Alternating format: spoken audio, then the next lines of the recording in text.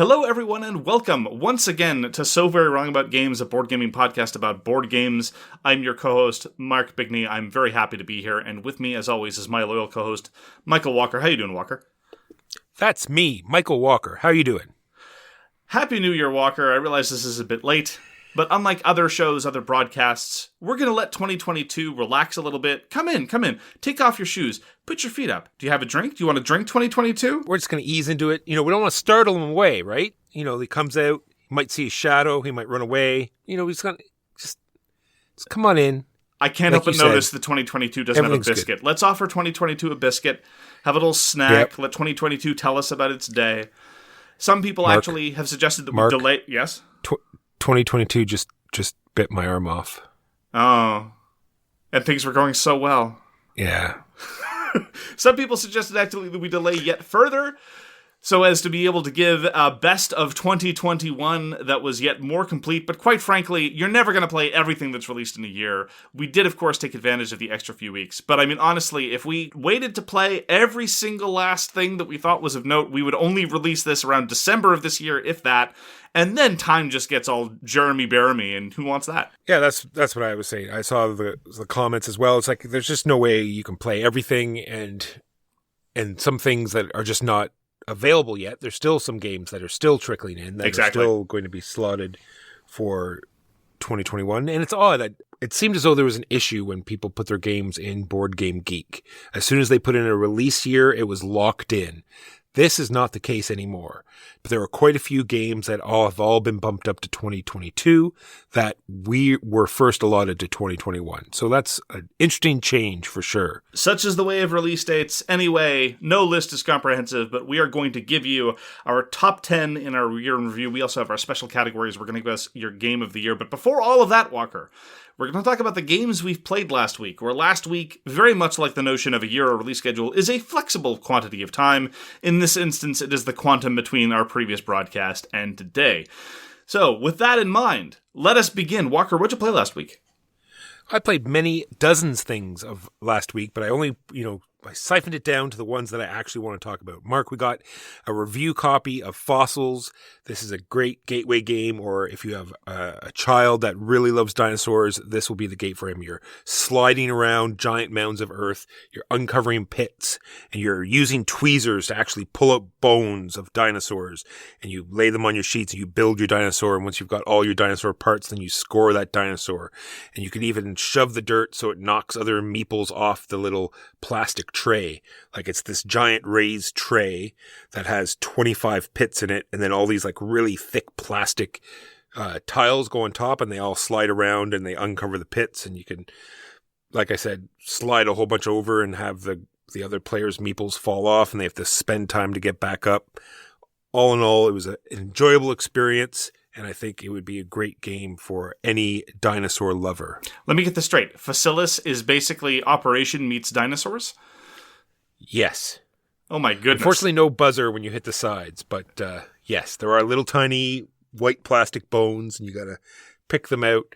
And there's this mechanic where you have to acquire all this plaster and stuff so I don't think you're actually taking the bones out. Maybe you're making a plaster mold of the bones. I'm not sure why you're acquiring all this plaster, but there are actions to acquire plaster, and then the action to take with the bone, you have to spend the correct amount of plaster to take the bone that you want.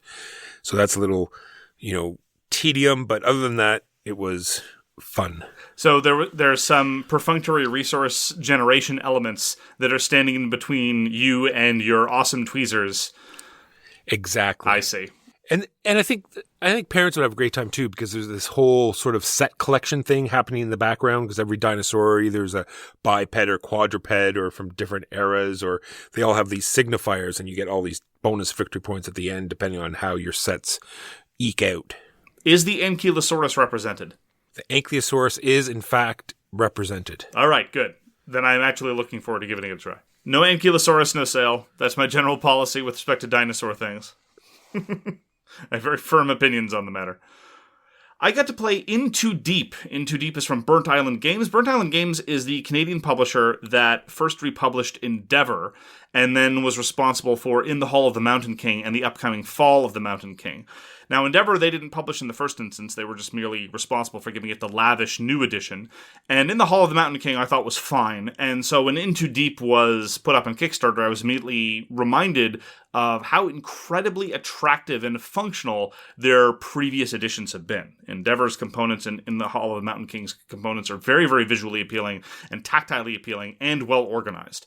And I have to say that Into Deep was a very large disappointment, both in terms of the fact that the incredible visual appeal of the game is not properly utilized. It's one of those games where all the artwork is very compelling and all the graphical flourishes are very visually appealing, but if you look at an individual card or an individual asset where those art pieces are used, it's very difficult to make it out, and it's just overwhelming text and very, very small elements of the graphic use. So when you see the entire game set up, it doesn't have the same visual appeal that the individual art assets have. So that was my first area of disappointment.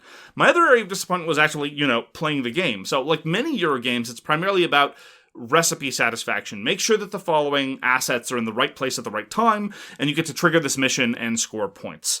A la Yedo, a la any of the economic Euros where you're satisfying orders. But in this case, somewhat like Yedo, it relies on shared assets. The agents that have to be in a particular place, the objects that have to be in a particular location, they're not controlled by any given individual player directly. They're controlled through a very interesting thematic element whereby you are pseudo-law enforcement agents who are hacking into their minds and forcing them to do various things, but with the possibility of becoming corrupted in the process, hence the In Too Deep. And the problem, therefore, is that there's this kind of spatial puzzle that can completely be undercut by one of two elements that I thought completely sapped any of the real enjoyment of the game. Number one is the fact that, you can just pull a recipe that requires very little tinkering on your part because the board state happens to be in that position. Or you can pull a recipe that involves Herculean efforts to get everything in the right position. And that disjunction is very, very unfortunate, and felt that it drove a lot of the final scores of our game of In Too Deep. The people who won and were doing well were mostly just pulling missions that said, have the board be the way that it is, and we're very happy to do so. And some people just could not catch a break. The other big problem is that if my recipe clashes with your recipe, meanwhile player C's recipe doesn't clash with either of ours, they're unimpeded, meanwhile you and I will be butting heads, spending resources in an effort to force the game state into a position that we want it to be. And so that's another area of arbitrariness and another area of it just being very unsatisfying, because I don't know what your goal is, you don't know what my goal is, I'm not engaged in clever blocking play by impeding you, this is just an accident of how the game state happens to be. And so the game felt very, very procedural. It didn't live up to its thematic or artistic promise by virtue of these underlying gameplay elements. And I was very disappointed by In Too Deep. It was okay. It was reasonably functional. The game didn't fall apart entirely by virtue of these interactions, but I never got to feel clever. I never got to exploit the board position to get things in the right position and use this power in a clever way and exploit the agents that I've already had. It ultimately didn't satisfy. One element that was more satisfying was managing this corruption. It's not quite like Cleopatra and the Society of Architects, where whoever has the most corruption just loses. There's this actually relatively involved element of, if you're the most corrupt, you're going to lose a whack of points, but in the process of getting corrupt, you might have acquired a variety of bennies that are not just flat points, some of them are weird set collection points. Anyway, it's a relatively involved system, and I quite enjoyed it. The way that corruption is managed overall was very satisfying. I wish it had been married to a different game, or I wish it had been married to a goal system that was slightly more public, so you wouldn't have the problem of people's shared goals being unfairly difficult or unfairly easy, and you also wouldn't have that unfortunate element of people getting in each other's way accidentally. And as a result, I didn't feel like there was much room for clever play other than in the manipulation of that corruption system. Add on top of that a weird scoring system that encouraged a bizarre memory element, which really rubbed me the wrong way. I'm not opposed to all memory elements, but it was a weird kind of indirect element of, what is it that they're drafting? Okay, they're drafting that kind of symbol. I guess I should kind of interpret that means that they want it. That could be more to your question of taste, though. Some people love that kind of indirect knowledge signaling, but I don't think it was really a huge element of the game, but it didn't satisfy me. So, long story short, for In Too Deep, I felt that it showed a lot of promise both thematically and mechanically, but ultimately I did not find it a very satisfying play experience, and that made me a sad boy. That is In Too Deep by Josh Cappel and Daryl Chow and Burnt Island Games.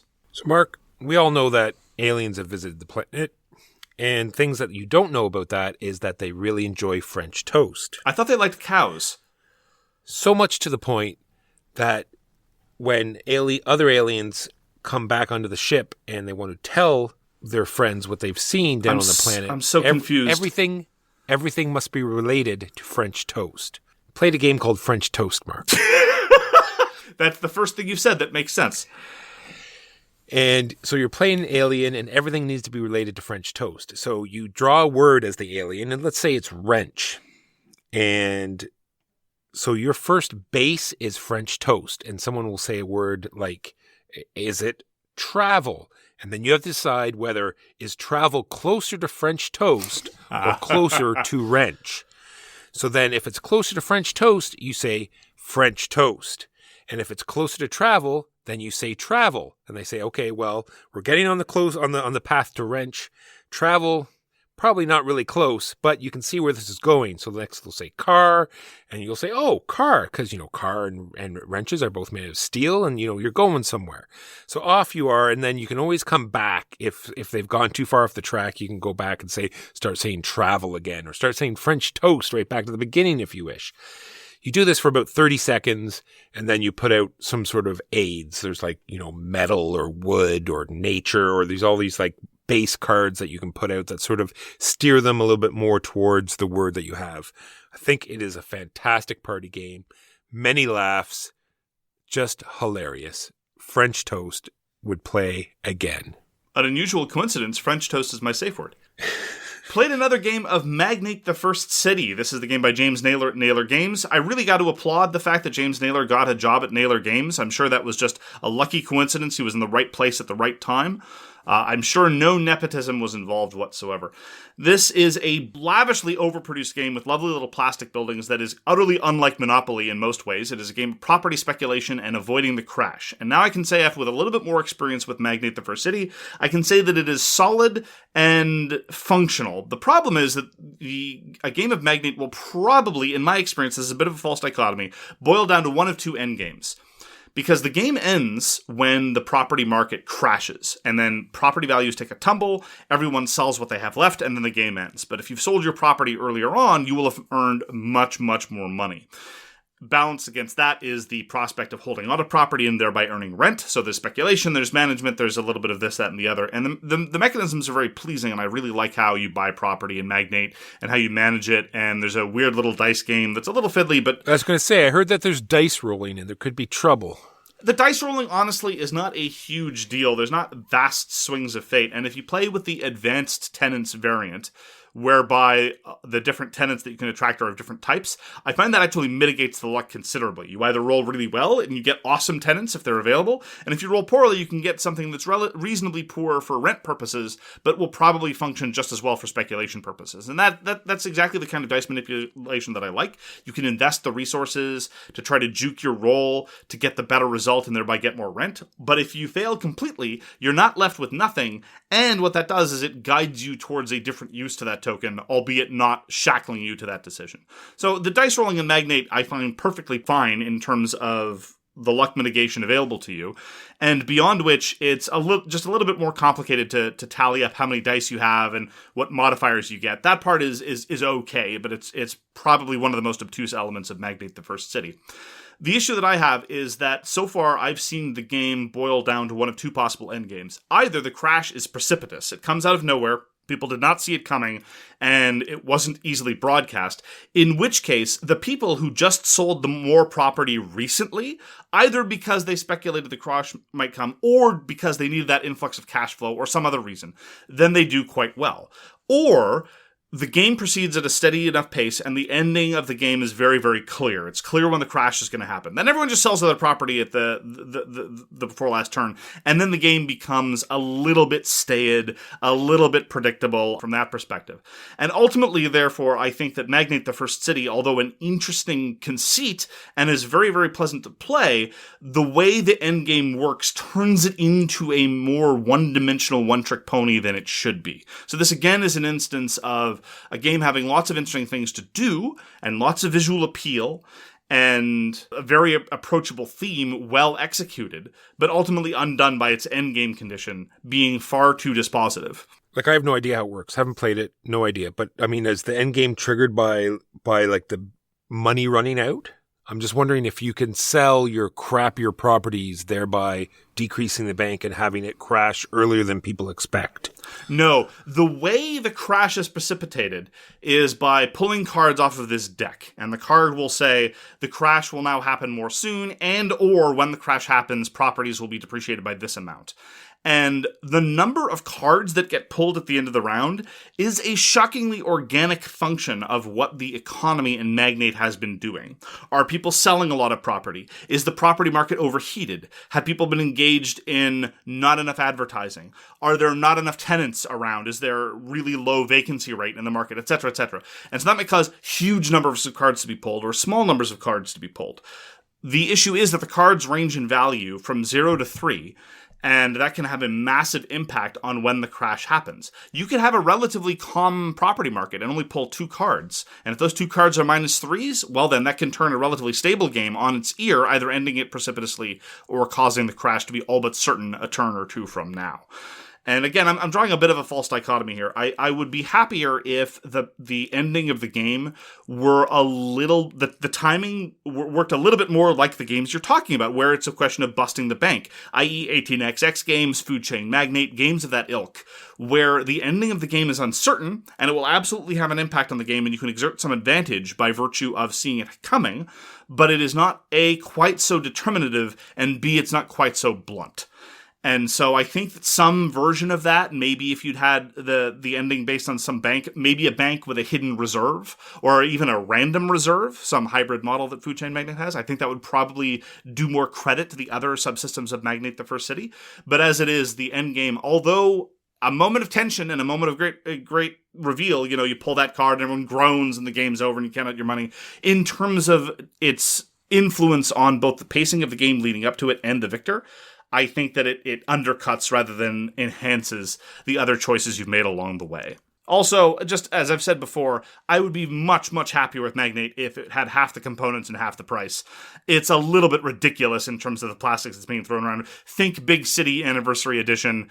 It's very pretty, but honestly, in a current market, in a sustainability perspective, both from an environmental perspective and from a wallet perspective, can't justify it. And that is Magnate the First City by James Naylor at Naylor Games. I got to play Corrosion from Capstone Games. I feel they're really killing it this year. Lots of good games coming out from them. So this is a literal engine builder. You're building turning machines, you're building one-time machines, and you're building chrome machines. Has a great first sort of active player marker, because if you're the active player, it's like this wrench. It actually has the actions listed on the wrench as you pass it around. So a quick little reminder, nice way to only have to print one player reference. And on your turn, what you're doing is either you're playing a card or you're turning your machine.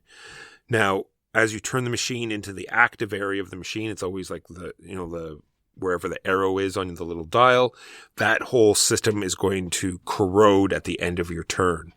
So every time you turn the machine, all of your turning machines in the 4 different sectors activate. You're allowed to activate any of your chrome machines because they're made out of chrome. So you activate them when you wish. And then there are one-time machines that are in that one active area. So you activate those, and then when your turn's done, you just wipe out that whole quarter of your board. It is now gone. But you do get back your workers, any workers that you played. That's the playing the card part, are workers, and those are what you're going to do to seed the other areas of the board. So it's this nice decision space of, do I want to start turning my machine now, or do I want to make these other sections better, like give, action efficiency? Do I want to get more turning actions out, so every time I start turning the machine, I'll get more stuff? Do I want to load up these one-time machines? Those are interesting as well, because you can put them out whenever you want, and they're not quite built yet, so you can you have time before the dial gets to them to get them built. All of this stuff going on led to a very pleasing game. It just seemed to go on a little bit longer than it should have, but it was still very interesting because all the workers have numbers, and that's sort of the length of their shift. And they're going to go in that sector that their number is. So if they're a 4, you have to wait for an entire rotation of your machine before you get them back again. And those are the better ones, and you're playing them out. Great little game. They have a cool water. One of the currencies is water. So you have this boiler, and it has a upper and a lower section. So either it's steam or it's water, and you move them back and forth between those things. I thought it was an interesting little thing. I don't know why it pleased me so, but it did. Corrosion would play again anytime. I got to play a review copy of G.I. Joe deck building game. This was sent to us by Renegade Game Studios, designed by T.C. Petty III. And as advertised on a certain third-rate award-winning board game podcast by a first-rate award-winning podcast host, Michael Walker, it is shockingly better than it has any right to be. It's pretty good. At the end of the day, the G.I. Joe deck building game is mostly about symbol matching, although in this case it's about skill matching. You know, your various operatives have skills in a variety of different areas, and they can be thrown at other things, but in doing so their efficiency will be much, much, much lower. And you're looking at the upcoming mission. The upcoming mission needs people who are good at tracking and who are good at martial arts. And so you're looking at your hand and saying, do I have anybody that is good at those things? Oh, I don't? Okay. Is anybody in the market good at those things? Oh, okay. And that element of matching, I thought, was a little bit more tedious than it needed to be. I mean, I think symbology might have helped a great deal if there was a symbol that corresponded to each skill. But at the end of the day, it's the kind of thing we've been doing in a lot of co-op games or even competitive games of this ilk. You know, assemble operatives or resources that can be thrown at things that require specific flavors of requirements or resources. And it was pretty solidly done. You have to load your Joes up into a vehicle. You can, for most missions of consequence, have other people contribute other Joes towards the accomplishment of the mission, and then they won't have as many cards in their hand later on in the turn, but you get efficiency over the game because during everyone's turn, everyone can pitch in and share resources. There is the ability to activate special powers, of course, up the wazoo, upgrade your leader, all manner of fun things. And I have to say that I was surprisingly tickled by the vehicle element. That, I think, really sold the theme to me, because G.I. Joe, let us acknowledge it, is a 22-minute commercial for toys that aired in the 1980s, and I very much felt that in the way the vehicles were represented. Every time you go on a mission, they have to go and get in a vehicle. Doesn't matter where they're going, doesn't matter what they're doing, it's got to go in a vehicle. Sometimes it makes sense, like you load a couple people up into a fighter jet and then they go fight the Sky Palace. Sometimes it's really stupid, like you load the explosives expert onto a motorcycle with a sidecar and they go to the undersea base and engage in a martial arts battle with somebody. Okay, fine, whatever. You go, Joe, it's fine. But it was really like, these are the various toys that you need to accessorize your G.I. Joes with. And it really felt like the cartoon / marketing element in a way that touched me in a deep and surprising way. It was not genre-defying. It's very much a standard co-op deck-building game, but it does allow for the things that we love in co-op deck-building games, namely the ability to actively assist your partners on their turns, a little bit of cards ending up in different places, only by virtue of the vehicles in a very, very subtle way. I really do like it when a deck builder where you're able to buy cards for your friends. You're not able to do that here, but that's okay. And I kind of enjoyed vaguely remembering, I think I know who Shipwreck was. I think Shipwreck was the guy who got kidnapped and brainwashed in that multi-episode arc that gave me nightmares as a child. So I think that it gets a lot of mileage out of nostalgia, which is to be expected because it's the G.I. Joe deck building game. I don't necessarily think I could recommend it to anyone who's utterly disinterested in the theme. But as far as licensed tie-in cash grabs go, I don't think this qualifies. I think this is a legitimate game by people who are enthusiastic about both deck building and the original materials. And so I would play it again happily with other players who were similarly enthusiastic. I think this is definitely not just a microwave cut and paste job. I was pleasantly surprised by the G.I. Joe deck building game. Lastly for me is Uprising. This is by Nemesis.Games. And there are a few games out like this. It's like a pandemic style game where there's like increasing dangers and you have to go do damage control. You're racing around and you have to, use your actions properly to stop all of these fires, put out the fires that are happening all over the place. So one of my level 7 Invasion is a science fiction one that I love. I keep forgetting the name. There's another Defenders of the Realm. Defenders of the Realm. I have never played it. Maybe that's why I can't remember the name. But apparently it's much the same as a pandemic-type fantasy game, and this is what Uprising is. There are two evil factions. There's chaos that's coming from the outside, and they just destroy everything, and they put out these curses that make the land unusable. And then there's the old school hierarchy in the center that used to enslave the entire world and dominate everywhere, and you have to fight against them. They're breaking out of there, and you're trying to save people and make land for yourself. And you have all these different units that have special powers. Every faction has different abilities. You're buying items. You're going on separate quests. You're going out and killing these minions of these two powers, and you're trying to have more victory points than they do at the end of the game. The game is broken down into chapters, and they made this great system where you can sort of make the length of the game as much as you want and as difficult as you want. So there's cards for 4 different chapters, but you can only do 3 chapters if you want, and you can sort of mix the cards how you want. So you can do like a 1-2-2 or, a 2-2-3. You make it how difficult you want it to be, or you can just do the standard 1-2-3-4 or 1-2-3. The world's your oyster, Mark. You can't tell me how to count. There's special land. There's mountains. Like when you uncover hexes for territories, there's mountain ranges, and you can sort of arrange them in a way that will steer these enemies in certain directions. That's interesting. It has this very much scythe element where you're removing havens, like your little villages, from your board, which is going to reveal more resources and give you more abilities on the board. Like everything about it. Can't wait to play again. I've only played it once, so it won't be in the list today, but I'm telling you, if I had a chance to play it more, it definitely would be. And that is Uprising. I have 2 questions for you about Uprising, Curse of the Last Emperor. One of them is, so I assumed you pledged for the Kickstarter, right, Walker? Yeah, well, that's how I got the game, Mark. It came to my door by post.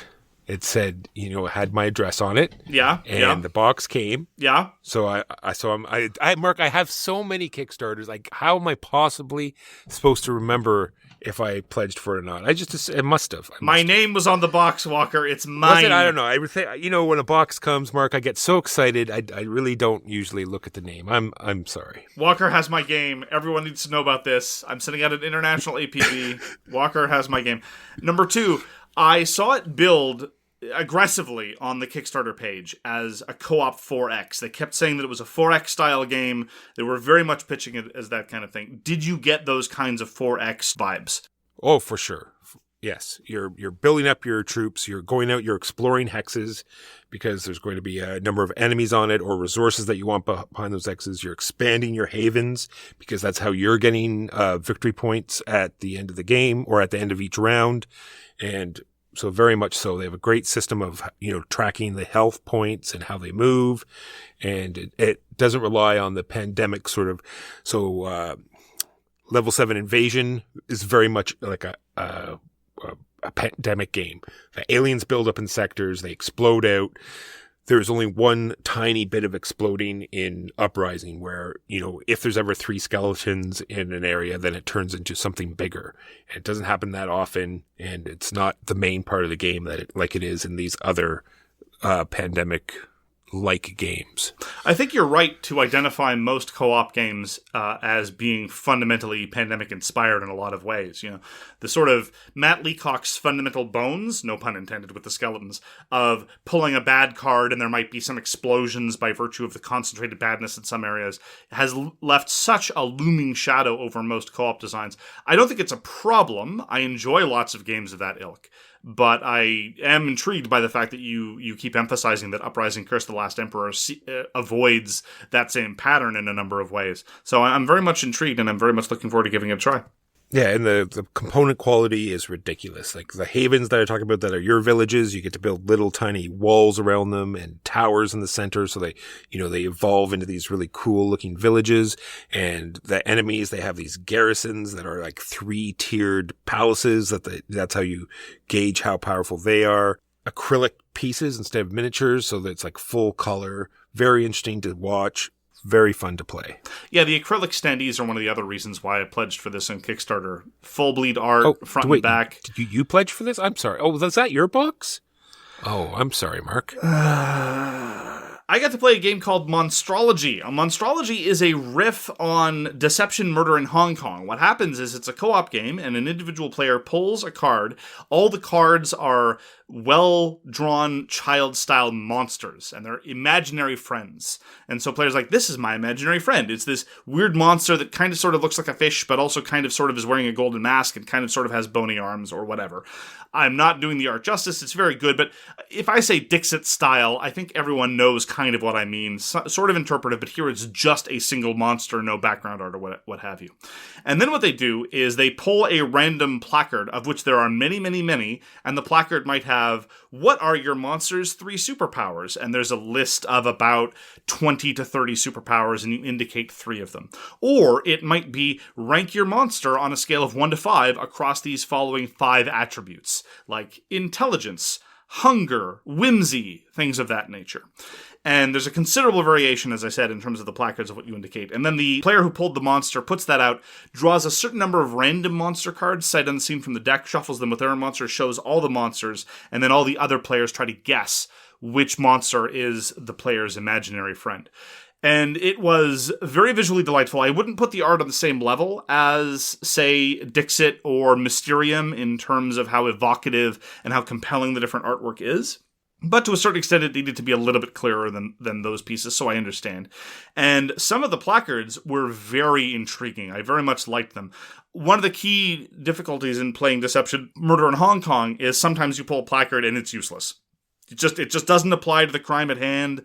You know, the victim's expression at the crime scene, you figure, I don't know. I mean, yeah, they were killed by a chainsaw, but I guess that just means they didn't die serenely, but how do you die serenely when you're murdered? Anyway, things of that nature sometimes pop up in Deception Murder in Hong Kong. Some people are able to make creative use of them and make truly inspired plays. But in Monstrology, the joy is navigating these different placards, which might put a little bit of a shelf life on the game. I don't know. I've only played it the once. And I have to say, though, that in terms of the play experience, it's undercut a little bit because the person giving the clues doesn't see what the other random monsters might be. And more than once in our play, someone came together with a set of clues that they thought were very good, and then based on the random pull from the deck, a monster came out that was yet a better match for the clues that the person had put out. So I think that maybe a house rule whereby you could see all the monsters all at once when you're giving your clues, that might make the game too easy, but you could modify it in other ways. It was charming. It is definitely the game that I would play with children. I would also play it with fans of Deception Murder in Hong Kong. I would absolutely show it to Walker because he's a big fan of that mechanism. Although it's pure co-op, there's no hidden traders, there's no roles. So you get that same level of cluing in without any sort of scoring system that might be clever for us gamers, but perhaps a little bit alienating for children or non-gamers.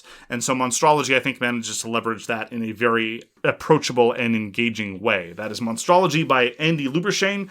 It was self-published in 2017, but it was kickstarted for a more professional-looking version recently by Middle Brain Games. And finally for me, I got to play Conquest and Consequence. Conquest and Consequence is a review copy we got from GMT Games, designed by Craig Bazink.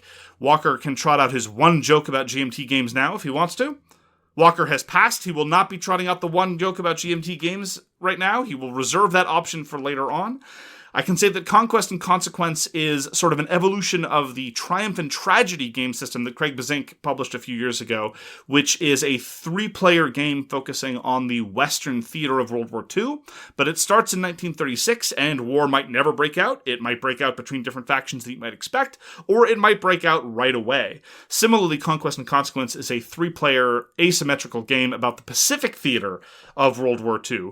And features a lot more naval combat, as you might imagine, and also involves, this is the primary big difference between Conquest and Consequence and Triumph and Tragedy, a lot of rules subsystems about the Chinese Civil War, which is ongoing. In 1936, Mao had just finished his long march, and Chiang Kai-shek and the nationalists were retrenching in the Kuomintang government, and this occupies a lot of the attention of both the American and the Soviet player in terms of their proxy fights.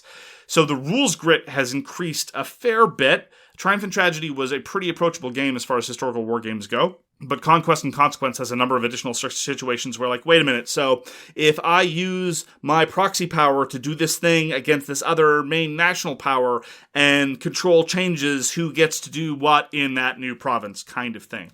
But nonetheless, I have to say that Conquest and Consequence, completely unsurprisingly, because Craig Bazink is an absolute genius of block games. He designed Romulan Desert, East Front, West Front, as well as Triumph and Tragedy, a whole bunch of other incredibly epic-making designs in the field. Conquest and Consequence blew me away with its quality, its subtlety, its intelligence, as well as its scope.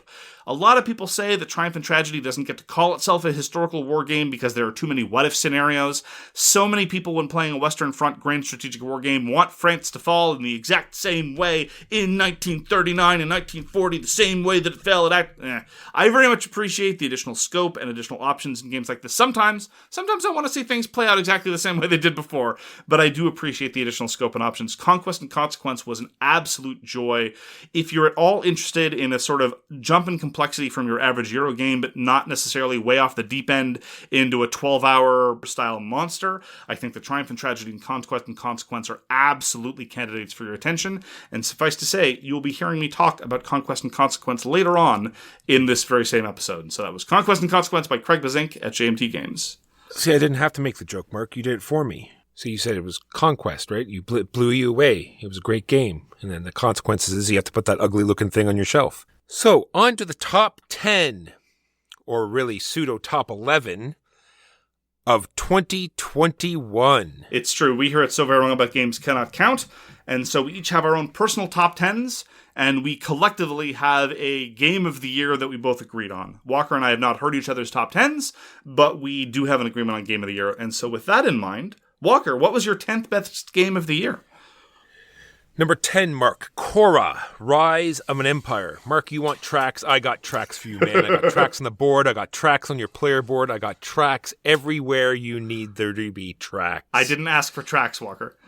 Well, too bad. You got tracks. Well, the interesting things about Korra are the dice system. You're rolling dice. You have this array of actions, and you have to have dice equal to the actions that you want to play. If not, you are killing population in order to bump up those dice so you can use the actions that you want. You can get more dice later on in the game. You're trying to go up certain tracks. There's all sorts of different ways you can play. You can say, I'm really going to try to, hit hard on this track or these other tracks, and they do all pay off during the game. It's very interesting. You are definitely taking these tokens in the conflict phase, so you can play these political cards, and you have to sort of decide which ones to get out early, because the sooner you get them out, the sooner you're going to benefit from these cards. And I think all in all, it is a fun experience, easy to teach. Everyone that's played it, except for you, has enjoyed it. I'll play Korra anytime. It's got a great dice system where you want to roll high, and if you roll high, you get to do more things, and if you roll low, you don't. Yeah, marvelous. My number 10 is Micro Macro Crime City Full House. It is just as charming, just as engaging, just as narratively rich as the original Micro Macro Crime City. I'm having a blast going through all the cases. They are now... the salient difference between the two games is a different map, and they're therefore allowing for more cases, and an age appropriateness rating for the different cases. If you've never played any Micro Macro, I assure you, it is worth your 5 minutes. Go and find a copy of Micro Macro Crime City, and the Full House edition is easily in my top 10 of 2021. My number 9. Mark, you want death and carnage? Well, make a theme park and fill it with dinosaurs. You put a Triceratops ring toss in, couple children get gored, just more targets to throw your rings on, baby. Fantastic game. You're building this park, you're populating it with dinosaurs, you're touring around Dinosaur World by Pandasaurus Games. Now, this game is only good if you play with all the expansions, because as you're putting out the tiles, it's very mundane. You just place them out, and adding those expansions makes that tile placement 100% make a difference. Ice Age tiles, you have to have it in certain orientation. You want, different carnivores and herbivores in different areas. The water expansion, you're dealing with this algae constantly. It's eating up your workers because you have to send them out to clean all these different areas up, or the guests don't quite like algae all over the place. And then you have the hybrid expansion, which, is, crazy, dangerous. They don't like it when you splice two different dinosaurs together. They get kind of upset. But The customers that come, they love seeing those freaks of nature. And that is Dinosaur World. My number 9 is Cryo. Cryo is the very engaging worker placement game where you get to build your own engine, and as you're pulling your workers back, you get to run various lines of your engine. There's also a lot more player interaction than your average worker placement by virtue of both the events that can get triggered, which can be very nasty at times, as well as the area majority scoring, multi-use cards, which we always love, and just a slightly better take on the standard resource manipulation worker placement Euro. I was a huge fan of Cryo. Love to get it to the table. Very nice spin on the formula. That is number 9. My number 8 is G.I. Joe, the deck building game. I don't think I need to say so much about this. Mark has already talked about it. Great nostalgia game, interesting deck builder, lots of fun. When people actually request it and you play it, that is the way it has to go. Even when you want to play it yourself and everyone is enjoying it, they sort of look down at the table, they see the missions, there's a whole story happening there. They see the heroes that they used to see on the screen and the vehicles, everyone jumps in and they, ride off in the water ship and they kick Cobra in the face. That's what you get to do in G.I. Joe, the deck building game. My number 8 is Imperium, both in Classics and Imperium Legends, the deck builder by David Sertze and Nigel Buckle. I released an editorial about this, about how its approach to thematic integration of the Civilization genre, I think, is head and shoulders above the traditional Sid Meier mold. It is a wonderful solitaire game, also wonderful at 2 players, not heavy on the player interaction, which is probably its biggest downfall, but you get to play as lots of different civilizations, and you get a marvelous sense of scope, sweep, and variety. Number 8, Imperium, Classics or Legends, you cannot go wrong with either or both. My number 7 is Soldiers in Postmen's Uniforms. Now, this was a solo game. This is completely out of my wheelhouse. I'm usually not, I shouldn't say completely, because I love World War II, but usually like sort of an Axis and Allies, full plastic on, large scale battles. But this was all about one particular battle that actually took place.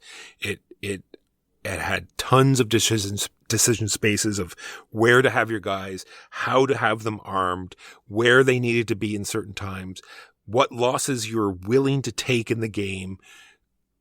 All of this stuff happened in this game. I was so surprised by how much I enjoyed, and just even after we reviewed it, wanted to go back and play this over and over again.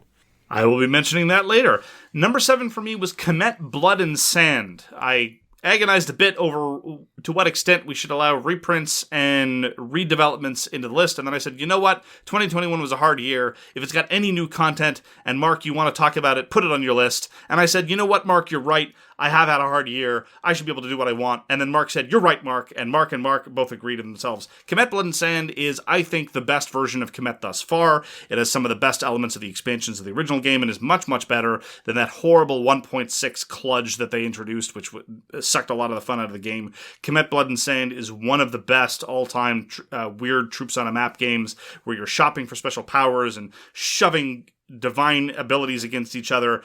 Big fan of Comet Blood and Sand. I'm not a fan of every change they made, but overall, as far as complete package goes, I think this is definitely the best iteration that the system has seen. And that is number 7, Comet Blood and Sand. My number 6, The Crew, Mission Deep Sea.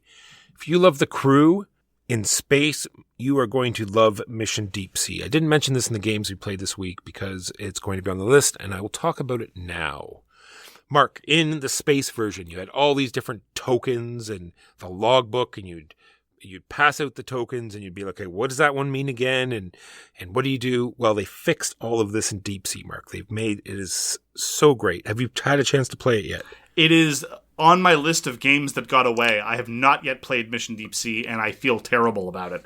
Oh my God, Mark. Wait till you see this deck. It's called the Mission Deck. And in the logbook, it is pretty well just a difficulty. You're going to start at level 2 or 3, and you're going to increase the difficulty. And in the logbook, there's very little minor changes, like you're going to lose a couple of communication tokens, or the missions are going to actually be timed. Everything else is in this mission deck that's used for every mission in the logbook, or you can just open the box and say, hey, let's do a level 6 mission. And On the backs of the cards, it's as the player count. How many players are you playing with? And it will put a number. It sort of rates the difficulty of what's on the other side of the card. And so if you're doing level 5, you keep dealing out cards until you hit 5. And if you go past 5, then you just discard that and you keep going until you get to exactly 5. Then you flip up all the mission cards, and that is what you're going for. They'll say, like, get the yellow 3 and the pink 7, or all of the different things that you saw in the space one, and a lot more. And it just does it so quickly, and it's all on the card. You don't have to look up what the token meant.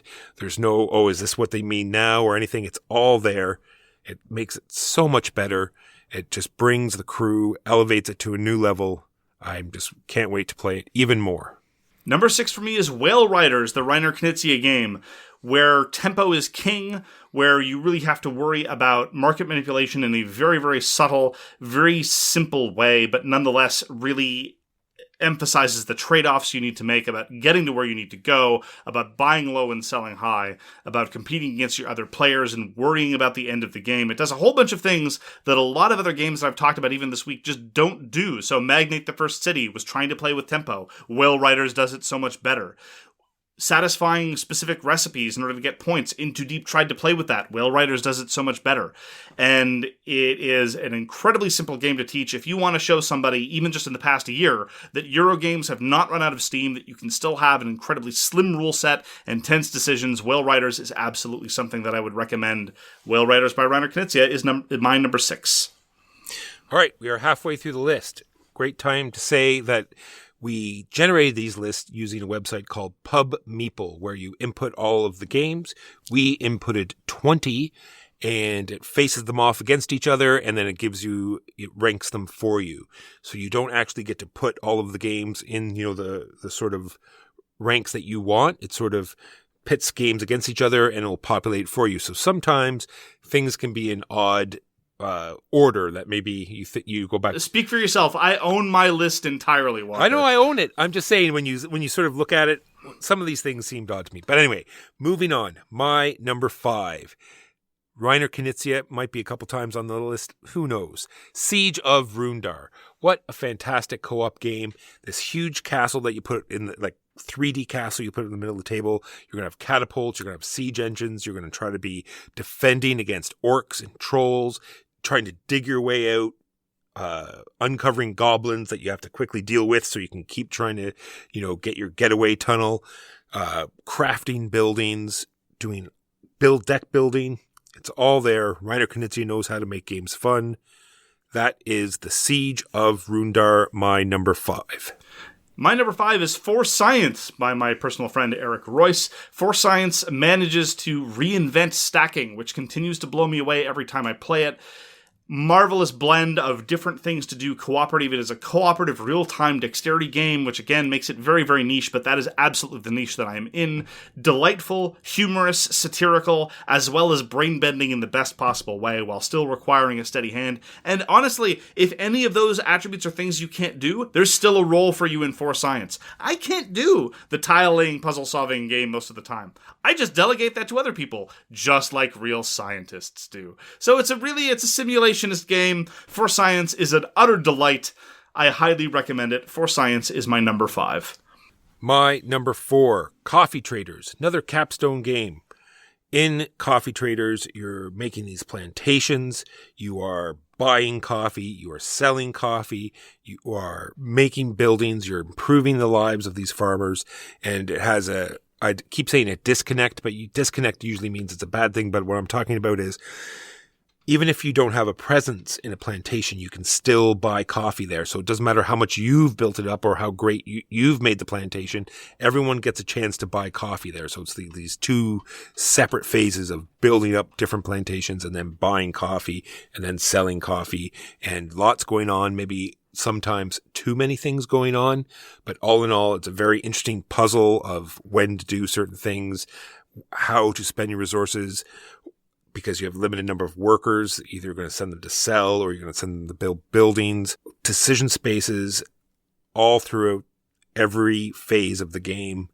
I will play Coffee Traders at any time. It is a beast to teach because there's so much going on and because some of these different tracks are a little fiddly. But other than that, had great times playing Coffee Traders. My number 4, it is time for Bardowski's Only, and to show those Charlotte Gainsborough, it is time for Tarps Off Buddy. It's all about the snow and the flow. It is Trick Shot. Trick Shot is a game about sports ball, but despite that, it is probably the best push your luck game that I've played in many, many years, on top of a semi-abstract spatial puzzle about how to get that puck thingy, which is, I think, what the sports ball experts call, into the goalie thingy, which I think is also the technical term.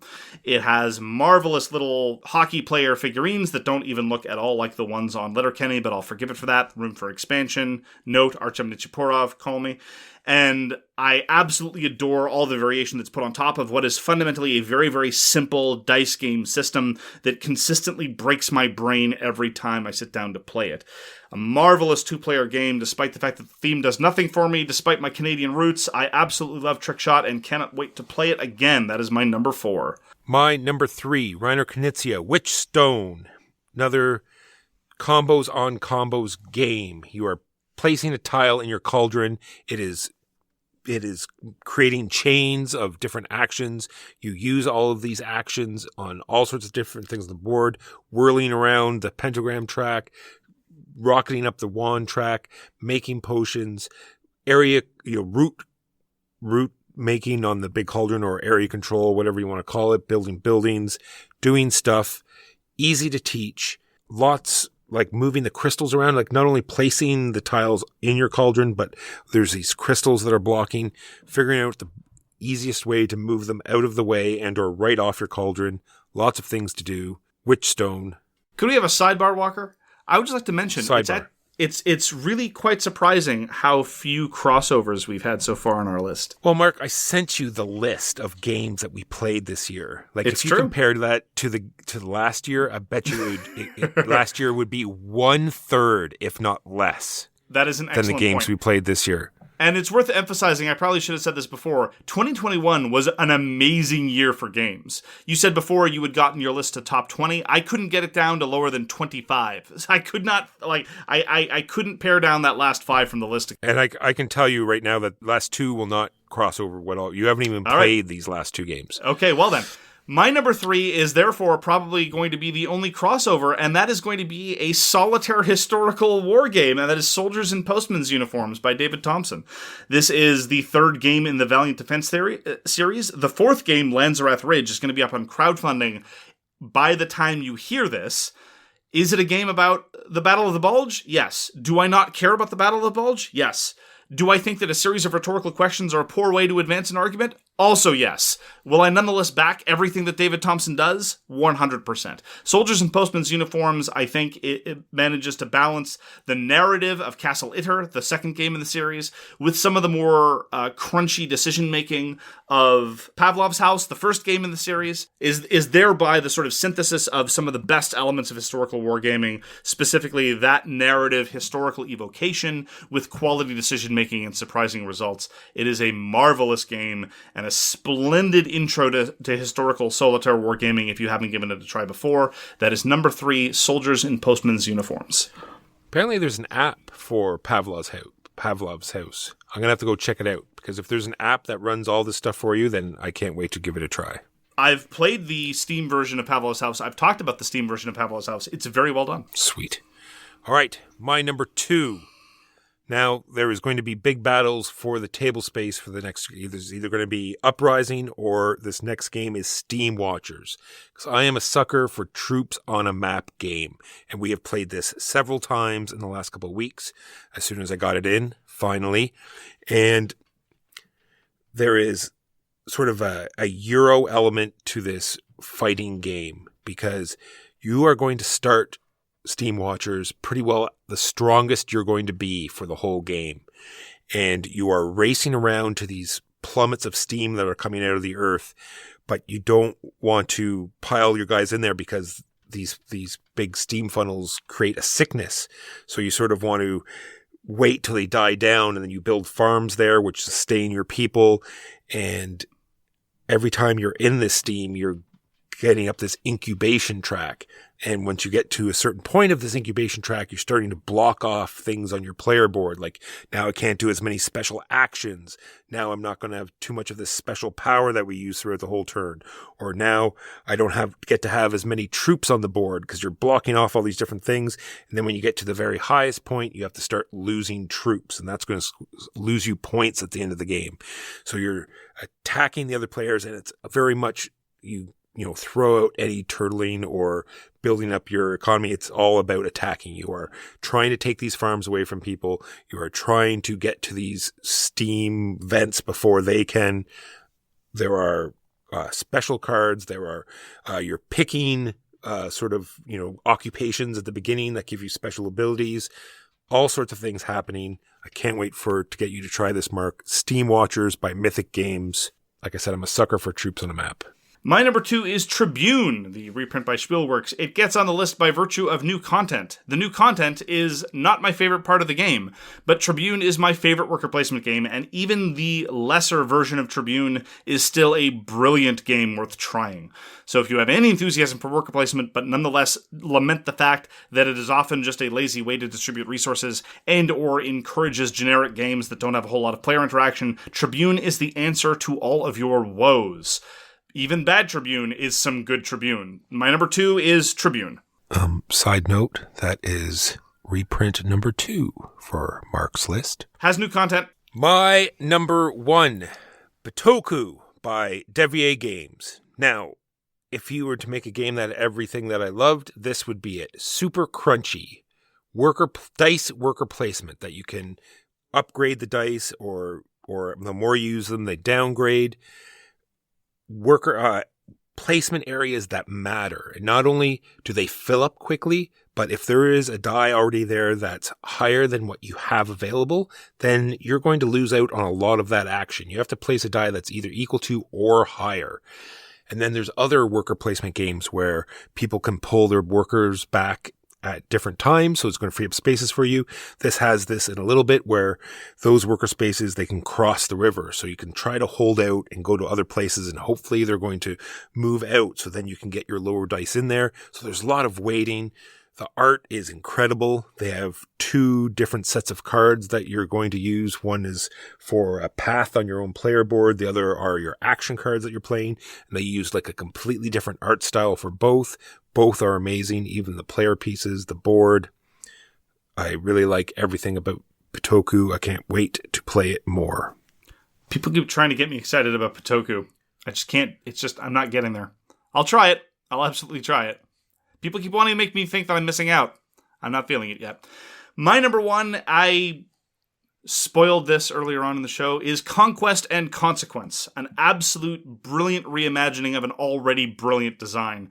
I am a massive fan of the works of Craig Bazink, and I love grand strategic what-if scenarios for historical conflicts, and Conquest and Consequence absolutely satisfies. A marvelous, marvelous experience. It's not gonna be a simple pick up and play game, but it nonetheless will not take the entire day either. A solid 4 hours if people know what they were doing, and I cannot wait to get Conquest and Consequence as well as Triumph and Tragedy back on the table again. A triumph of a design from a past master designer.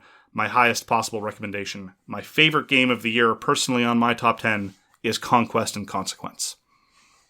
So Walker, what is our game of the year? Man, we have to get some sort of fanfare recording or like trumpets and things going dun dun dun dun dun. Do, do, do, do. That's all I got. Oh, right. Ankh, Gods of Egypt by Eric Lang. So why is this game number 1? I'll tell you some reasons why. This is obviously the advancement of this whole sort of Vikings to Chaos, to Blood Rage, to Rising Sun, and now he's stripped everything away and just made this really interesting game where, like in Rising Sun, it's like, you look at your tiles and it's like, I don't get to do the actions I want. You have all the actions you want here, but there's detriments and advantages to what actions you want. In all the games, there's like all these great monsters, but you never get them in your hand. In this game, all of the monsters are on the board at the beginning. You know what they are. You know what they can do. You know what you need to do to get them. Are you willing to make the sacrifice to do that? There are no foolish hidden cards. There's tons of cards, but everyone has the same deck. Same thing with your player boards. Crazy powers, but everyone's are the same. You know what's there. You know what to go for. You know what they have. I think this is everything from all of those games, the best parts. I agree with you entirely. Ankh Gods of Egypt is, I think, unquestionably Eric Lang's greatest game design to date. He has managed to square so many circles. You get the Euro appeal of subtle tempo trade-offs, of action management, of efficiency, of subtle careful placement, and at the same time allowing the kind of wild special powers and incredible combos, those come-from-behind moments of drama and excitement and uncertainty that you're going to find in some of your more random games, even some of Eric Lang's previous games. It's a wonder. I don't know how a game can simultaneously feel like a Reiner Knizia efficiency puzzle while at the same time having all of the madness and chaos of a special powers laden troops on a map game. It's a marvel of a design, and I thoroughly enjoy it every time I play. I see something new every time I play, and I always want to try out more new stuff and go back to the same existing stuff, which is that specific combination, that infectious design element that really indicates that it's something worth playing and enjoying and remembering. That is our Game of the Year, Ankh Gods of Egypt by Eric Lang, published by Simon, the best of 2021, according to us at So Very Wrong About Games. So true. Now on to our special categories. We start off with the most uplifting one, worst games we played this year. I kept mine to worst of the 2021 games we played this year. Yes. I don't know if you have any older games. No. This is just from 2021. And you're right. We have to do this as just a little palate cleanser, having praised all these brilliant designs. And again, I'd just like to stress, the 15 games that I had that didn't make this top 10 list, also amazing games that I highly recommend, all games that I've talked about in the podcast. It's been a stellar year for games, but there have also been some stinkers. This is true. Like, I had one in here, and you said we're doing 3 for each, so I did have to think about the other 2 to add in. I didn't have to lift for the 3 here. These are 3 that I definitely don't like. But anyway, what are your 3, Walker? So the first one is one that you and I both played. It's called Umbra Via. This is some sort of weird, abstract, put pedals into tunnels, win area majority. It just tried to do stuff, and there's so many games that just do it better and much more interesting. I talk about this later, but go on. I have the Dragon Prince Battle Charge. So I was interested in this game because I really like the IP. I was hoping that it would be some sort of interesting, fighting game, but it just, it was sort of, here is our fighting game system, change the names, punch it back out again. It was very generic, didn't really feel much like, the actual characters. So I was a little not happy with that. And by far the worst one, painful to play, Seven Wonders Architect. How it is even called a game, I don't know. So one of my worst of the year was a game that we played together as well. It's called The Initiative. And I found the gameplay tedious. What was supposed to keep it together was a series of puzzles and narrative, which completely failed to grab me. I found it very mechanical and unsatisfying. I did not enjoy The Initiative at all. And then a pair of games that are very, very similar. Component heavy, incredibly dull, procedural worker placement games where you get the resources and then you blow the resources trying to defend or fight against somebody. They're very similar games, specifically After the Empire, which at least had the redeeming feature of lovely little plastic bits of the walls that you get to build up, but I found the game painful and overlong. And Galaxy Hunters, also a painfully tedious game of get the resources, hurl them at that fight, wash, rinse, repeat. Not a whole lot of player interaction in either game, overlong, unsatisfying. After the Empire and Galaxy Hunters, both, I think, examples of how not to do worker placement. More on both of those later. So, next category are the best expansions of the year. What were your favorite expansions of 2021, Walker? Best expansions. I have, like I already said before, the Dinosaur World, the Hybrid, the Ice Age, and the Water expansions are a must. I also have Aquatica Cold Water that we played. Fantastic expansion. And then we have the best one by far is Nadavalier Thingvalier. This adds in mercenaries. This adds in more cards. This just adds in fun, re-energizes a game that was already very fun to play. Another crossover. I also have Aquatica Cold Water. I think it's a splendid expansion to a splendid game. Really gives it a little bit extra bit of breadth. I also have Concordia Solitaria, which is the solitaire expansion to Concordia. It's a marvelous AI, very impressive. It's not as compelling as the base game against other players, but it does a very, very good job of giving you an easy-to-execute opponent to play against. And somewhat relatedly, my favorite expansion of the year is Undaunted Reinforcements, the expansion to both Undaunted Normandy and Undaunted North Africa. I thought about keeping it from this list by virtue of the printing errors, but honestly, speaking from my own experience, the printing errors, although obnoxious, do not stand in the way of my enjoying the final product as much as I do. More scenarios, more units, and at the same time, a somewhat overburdened and overcomplicated David Certes solo design, but I nonetheless enjoy the solo elements when I have tried them. So that is definitely my favorite expansion of the year, with also nods to Aquatica Cold Water and Concordia Solitaria. On the topic of solo games... Yes, on the topic of solo games, next up is Best COVID or Solo Game. Soldiers in Postmen's Uniforms. By far, best solo game. Also here I have our two-player games that I found that were really good. Radlands and Jekyll versus Hyde. Radlands is the typical, I have these bases, you need to blow them up, I need to blow up your bases, put cards out in front, but they made it very streamlined, very interesting. Jekyll and Hyde, a trick-taking game where one person is trying to even out the number of tricks that each player wins, and the other is trying to swing it one way or the other. Very interesting way that trumps are decided. Great game. Check it out. Jekyll versus Hyde. I too have Soldiers in Postmen's Uniforms. Marvelous solo game, and as I say, a great introduction into solo wargaming if you haven't tried it before. I also have Imperium Legends and Classics, great solo or two-player game, marvelous contribution in that area, as well as Vienna Connection. We talked about Vienna Connection earlier, and I was thinking, what is a good game to play while you're isolated either by yourself or with a small number of other family members? It's a very approachable narrative-style game, and a lot of people like puzzles of that nature. Not necessarily directly up my alley, but I did enjoy it a great deal while playing it. Vienna Connection, a good story to share with someone else or to consume by yourself. Next up is Best Game, but You Didn't Like It. I love these categories. Best game you didn't like and worst game you did like are definitely my favorite categories every year. All right, Mark, we both played the Imperium games, the Contention and Legends. Wasn't my bag of tea. Well, I think, can I look in both of these? I think all three of these, same thing.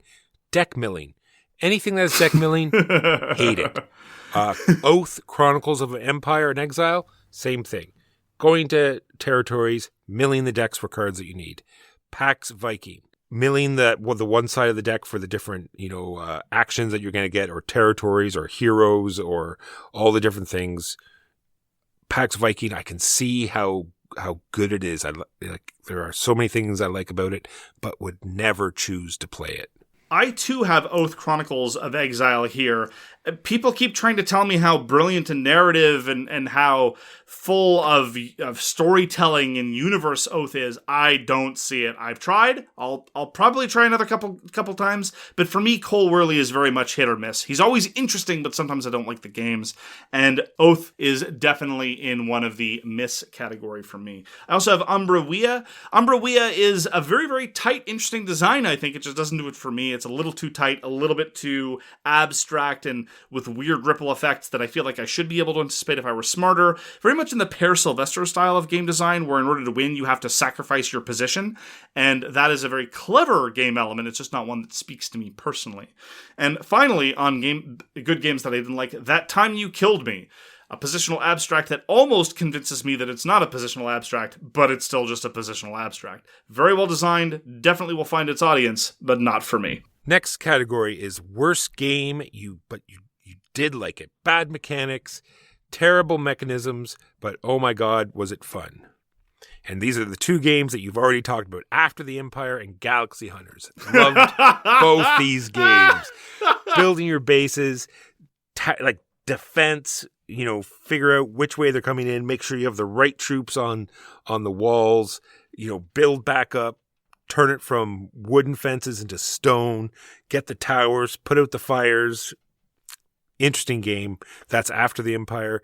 Galaxy Hunters, So painful. The board, blocking, like there is worker placement blocking, but it was just so arbitrary and awful. But just the fact that you got to, buy all these different guns and create these combos, and there was like power packs that worked well with certain guns, and you're going out killing all these different mutants, and you needed different combinations of mutants and rolling dice.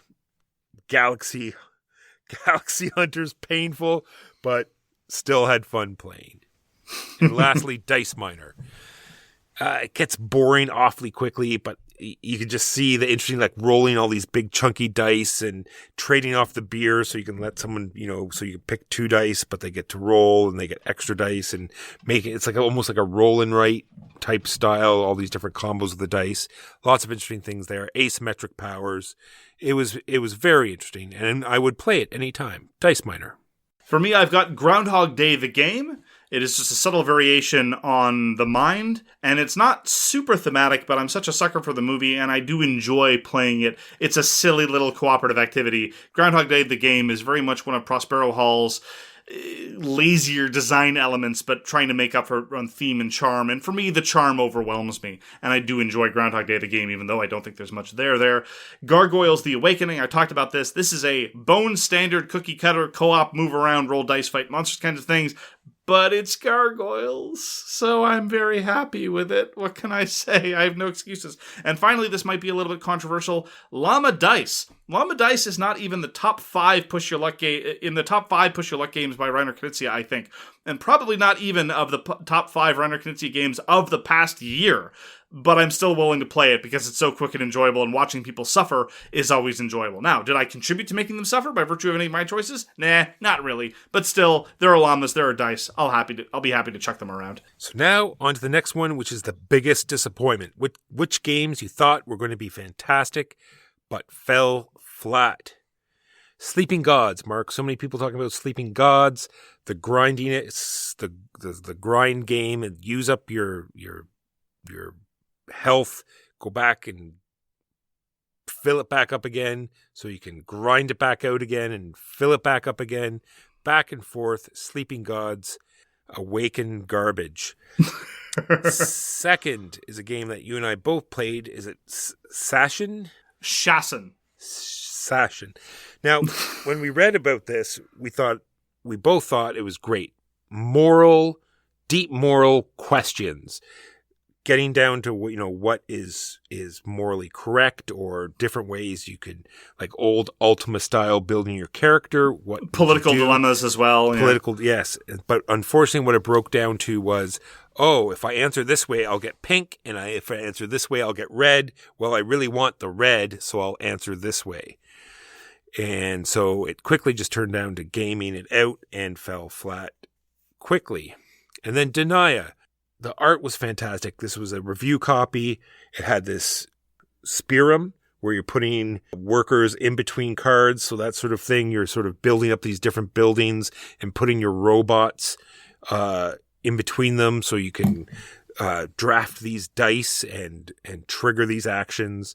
And then you're getting these artifacts, and it just didn't flow right. There was something about it, the arbitrary rules about which dice you could draft and some of the artifact powers being overpowered. It just didn't work the way I wanted to, and that was Denia.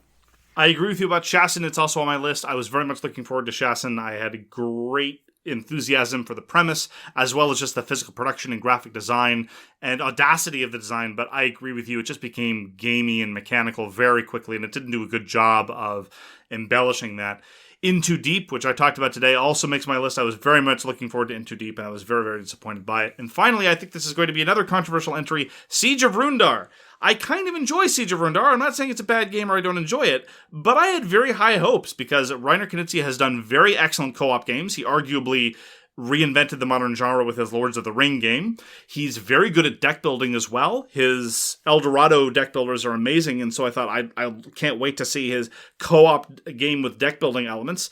And at the end of the day, it's just the caprice of the dice. He's such a good designer with dice and dice mitigation and dice manipulation, but at the end of the day in Siege of Rudar, far too often you're just forced to go and roll your 4 dice, and then the dice say you suck and are stupid, go home, you're an idiot, and then I start crying, and then I start remembering my father, and it's a whole thing. I need a Kleenex now. That was very sad. Onward to happier news. Yes. Biggest pleasant surprise, the antonym of biggest disappointments. What shocked you pleasantly, Walker? Mark, Adventures of Robin Hood. This was a Spiel des Jahres winner, and man, I thought it was going to be just a silly child's game, and boy, was I wrong. Not that it's deep or crunchy, but it's just this very interesting story. Make your little path, keep in the shadows, sort of micro-macro style, where if you analyze the map, you can see little things. It's like, oh, they're going to want me to go there and in order to do something else. And the game is designed that you go to do the something else, and it'll tell you to go back and get that other thing. But if you go to the other thing first, it'll ask you the second part. It's like, oh, did you already do that other thing? Well, then you can just continue. So if you do plan it out, it actually rewards you for that. Loved it. Can't wait to play more. Played 3 or 4 games. Definitely want to get back to it. Adventures of Robin Hood. Just a minor note, Walker. Just because you enjoyed it doesn't mean it's not a game for silly children. So true. What were your other pleasant surprises? Oh, sorry, Llama Land. I think you agree with me. Didn't think this was going to be much of anything. It looked as though it was like a Zuluretto, but a Baron Park sort of spin-off thing, but this was definitely its own thing. Lots of different ways you can build your territories out, place your llamas, doing the objectives. It was much better than I thought it was going to be. And my third, returning to the list, crossover, but not in this particular area, Groundhog Day. Just said, oh, look, an IP with weird art. This is going to be awful, but it was actually really fun, and I would also play it anytime. I would only disagree with you about Llama Land in that I did have expectations for Llama Land, and I thought it was going to be good and solid, and it was both good and solid. So that's the only reason why it's not on my list. My biggest pleasant surprises are, number 1, Furnace. I was not expecting Furnace to please me so much with its novel auction elements. You know, there's dozens and dozens of drab-looking Eurogame efficiency engine builders every year. You never know which one's going to rise to the top, and Furnace I was not expecting to be as pleasantly surprised as I was. Imperium the Contention looks like a stupid sci-fi game.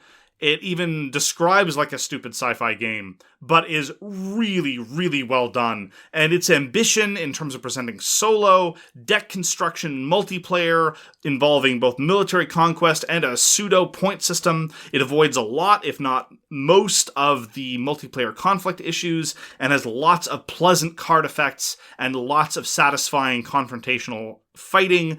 Huge surprise, Imperium the Contention. Narrowly missed out on my top 10 of this year. Big fan. I was very pleasantly surprised. And Cryo. Similarly, when it comes to worker placement games, worker placement engine building games, I never know which one's going to completely sideline me. Cryo was a massive out of left field surprise hit for me.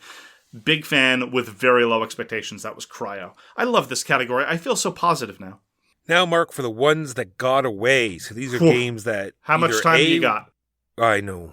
Are these, but ones that got away, this ones that you just didn't bother wanting to play, or ones that just couldn't get your hands on? I have just ones that I just couldn't get my, 2 that aren't even out yet. They remain as 2021 releases. This is Boone Lake by, once again, Capstone Games, and Ark Nova. I did play Ark Nova once on Tabletop Simulator, but not enough to get a good grasp of it. And Boone Lake looks very interesting. Can't wait to give it a try. And then Cascadia. Well, lots of people are playing Cascadia. You're not one of them. I'm not one of them. It just does not appeal to me, but is there buzz because of certain people playing it and saying it's good, or is there actually something there? Time will tell. I'm sure I'll get a chance to play it in this coming year. It's fine, but you don't need to bother. The ones that got away from me... Hour of Need is technically released last year, but Blacklist Games are playing fast and loose with whether or not they have enough money to play Quartermaster Logistics, rather. So we'll see whether that ever happens. Some people have played it. I haven't.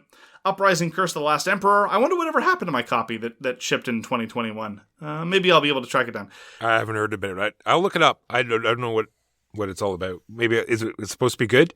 Well, some people like it, but I don't trust them. Red Flag Over Paris is a 2-player game about the Parisian Commune of 1870 by GMT Games. Would very much like to try that. And then there's just a host of middle to heavyweight Euro games that I didn't get a chance to play. I'm thinking of Imperial Steam, I'm thinking of Arc Nova, I'm thinking of Bitoku. No doubt I'll be able to play those in the coming weeks. But as I said before, with respect to a lot of similar seeming Euros, it's tough to tell sometimes which ones are going to sideline you with and impress you with their quality, or if they're just going to end up in the same sort of swill of generic Vital Lacerda kind of engine point conversion things. So those are the ones that got away. Imperial Steam is just so crunch-tacular that I didn't include it anywhere on my list. I only played it twice, and there's just so much there that I didn't think it was fair to put it on there yet. Eminently reasonable. So, Walker, what are you looking forward to in 2022? What are your most anticipated games of this coming year? Well, I think you can just go back to last year's list, Mark. Same ones. Literally. We have Wonderland's War. I'm sure it says it's on the boat. Maybe we'll get it this year. Who knows? Frostpunk, although was Frostpunk probably on my list last year. It's also will most definitely be out this year as well. On a side note, I thought it was fantastic. You know, they're saying, okay, here, this is what the box is going to look like, Mark.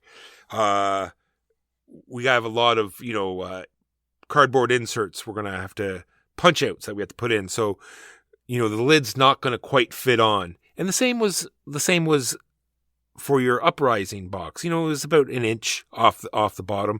But the Frostpunk one, is that lid even on the box?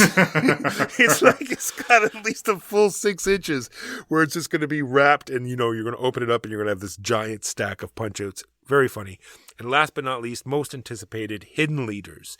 So, Mark, this is I guess you can play more or less than 3 players, but it's essentially a 3-player game where you don't know who's playing what faction. Some people are trying to push up the track, and some people are trying to keep the 2 sides equal, and some are trying to go back the track. Can't wait to give this a try. Hidden Leaders. My most anticipated of 2022, number 1 is Guards of Atlantis 2. I've been looking forward to Guards of Atlantis 2 for quite some time. We've played early production versions a couple of times online. There's a constantly updated Tabletopia version, but it's not really a game until I can grab the cards with my sweaty little hands. And here's hoping that Guards of Atlantis 2 will be released in this coming year. Fabulous. My preferred of the MOBA-style board games, and I love me some MOBA-style board games. Next up is Horizon Wars Midnight Dark, which is supposed to be a redevelopment of Horizon Wars, the original war game published by Roby Jenkins and Osprey Games, a combined arms science fiction 6 to 15 millimeter tabletop miniatures game that I absolutely love, but this is going to be involving some of the reaction and bonus action mechanisms introduced by Infinite Dark, which is an absolutely brilliant solo and co-op tabletop miniatures game. And so I'm looking forward to one of my favorite games of Roby Jenkins being really modernized with some of the new excellent design work that he's been doing. And finally, John Company 2nd Edition by Cole Worley. As I've said before, Cole Worley is always a fascinating designer. Some of his games I love, some of his games I really find interesting. I very much enjoyed the first John Company, but felt it was overly fragile and narrow. And so I'm hoping that the John Company 2nd gives you a little bit more room to breathe and pull on all of those fascinating levers while being a satire of British colonialism. All right, next up and last, except for the very last, is games you want to be so good, but they're going to be a nightmare. Trainwreck time. Huge Kickstarter, lots of production, colorful pictures, everyone's involved, everyone can't wait, stretch goals everywhere, but it's going to be a nightmare. Why are you assuming that these are going to be Kickstarters, Walker? Why do they have to be Kickstarters? Just because they usually are. Are all mine Kickstarters? Yeah. All mine are Kickstarters. I think this might have been on my list last year. Titan is also on the boat. We will get it. It's this, you're on a planet. It's got this giant open pit mine. So it's like this huge plastic disc that you have on your table, and it goes down into different levels, and you're clicking in your little path as you're digging down. You have little drones that are going around. You have factories. You have stuff going on. Want so much to be good. It will be so terrible. Artisans of Splendid Vale. Why did I kickstart yet another dungeon crawly type game, Mark? Who knows? I'm sure it will be awful. And then the Darkest Dungeon. Mark, you love Darkest Dungeon. Dewey loves Darkest Dungeon. I want this game to be good. I have no invested interest in Darkest Dungeon. I just want everyone to enjoy it. I want it to be a dungeon crawler that is actually good for a change. Can it please be good? Please, make it good. Thank you. I also have Darkest Dungeon on this list. It's going to be awful. It's going to be so bad, Walker. Look, I will stick up for Splendid Vale. Nikki Valens is a great designer. There is reason to believe that Nikki Valens will do an excellent job. So how dare you, sir? But yeah, Darkest Dungeon, it's going to be bad. I see your Darkest Dungeon, and I raise you a Massive Darkness 2 Hellscape. I had some stupid fun with Massive Darkness, and I have irrational hopes that Massive Darkness 2 is going to be equally stupid fun, but also solid mechanically. It's not gonna be, Walker. There's no reason to believe it will be, and yet I irrationally hope it will. So I'm prepared, I'm pre-disappointed for Massive Darkness 2 Hellscape. Finally, ISS Vanguard. For one thing, ISS Vanguard is probably not going to be released next year, but they say they will, but who knows. And also, it's like another narrative play through a whole bunch of linked campaign thingies. I got it on the basis of the cool-looking mechanized suits. Am I going to be able to play around with those suits? Nah. I'm just going to be allocating dice for some sort of weird overarching plot that I don't care about. And keep in mind, this is already with a company with an uneven track record at best. So we'll see what happens. Super finally. Super finally. Walker, what was the best movie of the year? Dune. Flea. Thank you very much for joining us for So Very Wrong About Games. If you'd like to get in touch with us, you can find us on sowronggames.com, and all our contact information is at sowronggames.com/contact. We are on all the social medias. You can find us there. You can also check out our Board Game Geek Guild, which is guild number 3236. We read everything you send us, and we'll get back to you if we can. Thanks again for tuning in. We thank you for all of your support and your attention in 2021. We look forward to having you for the rest of 2022, and we hope to see you again soon. Thank you very, very much. Great to be back. Peace! You've been listening to So Very Wrong About Games, produced by Michael Walker and edited by Mark Bigney. Special thanks goes to What Does It Eat for generously allowing us to use their most excellent song, FOS, as our theme.